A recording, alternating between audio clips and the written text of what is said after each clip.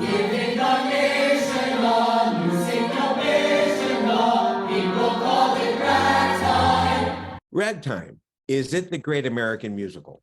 Absolutely.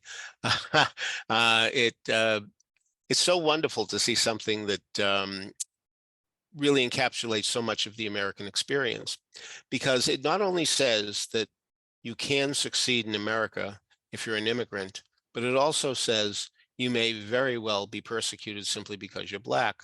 And we get both a success story and a tragedy in Ragtime.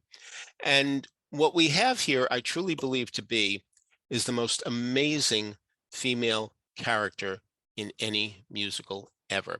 It's all very wonderful when Dolly comes down the staircase and everybody's excited to see her because they haven't seen her for a while. But I get she's a good customer and a good tipper, at least she used to be. But look at Mother. Here she is being abandoned by her husband. And I don't mean in the conventional sense that he's fooling around.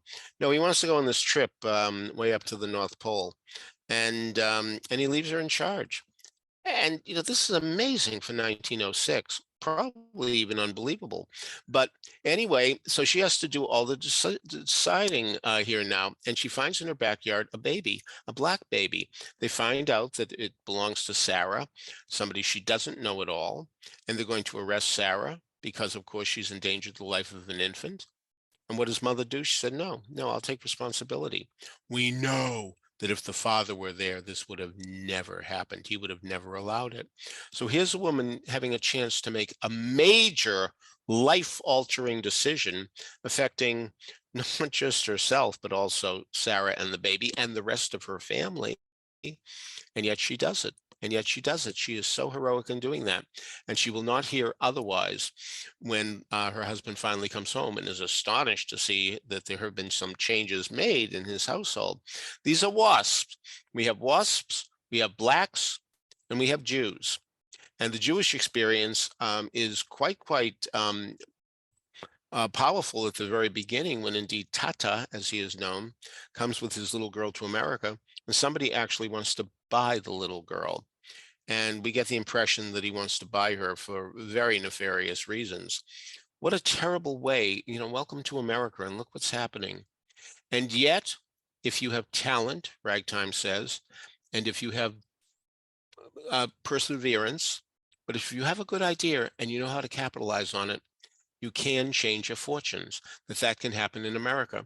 Tata is able to change his life because he's an artist. And he comes up with this idea of having books where you can flip the pages and you see motion happen through the pages. We've all seen those books. We've all had them as kids. They're great fun for a minute or two. Anyway, but that leads him to getting into the movies, and he becomes a self-appointed baron. He's not a baron at all, but who's going to chart when you're rich, they think you really know, as Tevye tells us, and that's what's going on here.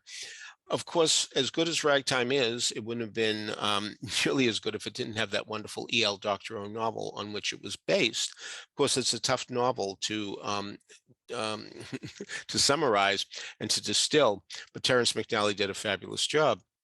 And you really have to give credit to Stephen Flaherty and Lynn Ahrens, the composer and lyricist, who wrote a magnificent score and were not well known at that time.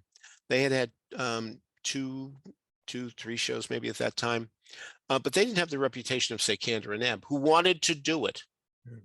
And Terrence McNally said, let's have a contest. Submit your things on tape. There were cassettes in those days. Submit them on tape, just label, we'll give each of you a letter. I think they were K, actually. So a lot of people obviously applied. And they won the contest, and Kander and Ebb didn't. Kander and Ebb wrote Chicago Cabaret. I mean, really, that was a real feather in their cap, but they came through magnificently. Peter Felicia's Broadway appears in every issue of the Broadway Maven's Weekly Blast.